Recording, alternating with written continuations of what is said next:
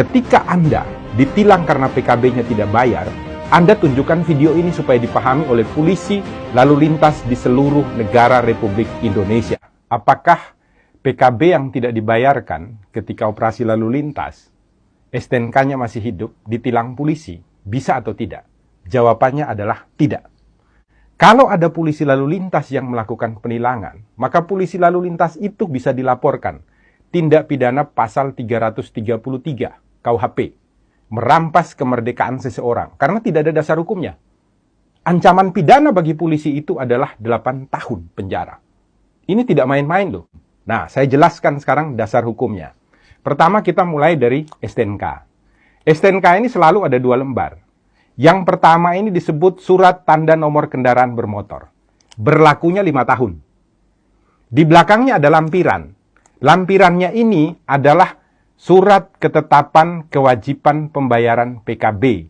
Ini setiap 1 tahun sekali. Harus dibayarkan syarat untuk pembayaran pajak.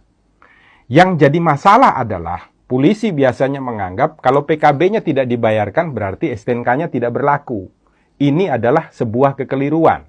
Kenapa demikian? Dasar hukumnya begini, biasanya dipakai polisi adalah pasal 288 ayat 1 untuk melakukan penilangan ketika PKB-nya belum dibayarkan.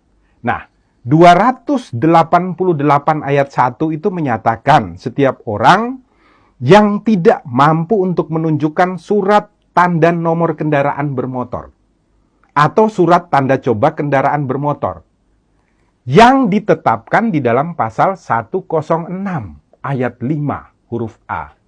Jadi penilangan terhadap pasal 288 ayat 1 didasarkan pada pelanggaran yang dilakukan dalam ketentuan pasal 106 ayat 5 huruf A. Bukan pasal 70. Di mana di sana dikatakan dengan tegas dan jelas kalau Anda tidak memiliki STNK, Anda tidak memiliki surat tanda coba kendaraan bermotor, maka ketika motor atau kendaraan yang Anda pakai jalan di jalanan raya ditangkap oleh polisi, bisa dilakukan penilangan dengan pasal 288 ayat 1. Nah, sekarang kebanyakan polisi lalu lintas mengatakan ada ketentuannya. Di mana? Di dalam pasal 70 ayat 2. Saya bacakan ya, pasal 70 supaya semuanya tidak bingung. Pasal 70 ayat 2 mengatakan, surat tanda nomor kendaraan bermotor dan tanda nomor kendaraan bermotor berlaku selama 5 tahun. Garis bawahi dulu, berlaku selama 5 tahun. Koma, yang harus dimintakan pengesahannya setiap tahun. Garis bawahi ya, yang harus dimintakan pengesahannya setiap tahun.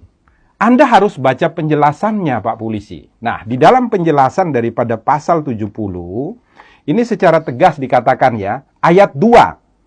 Yang dimaksud dengan pengesahan setiap tahun adalah sebagai pengawasan tahunan terhadap registrasi dan identifikasi kendaraan bermotor, serta menumbuhkan kepatuhan wajib pajak kendaraan bermotor.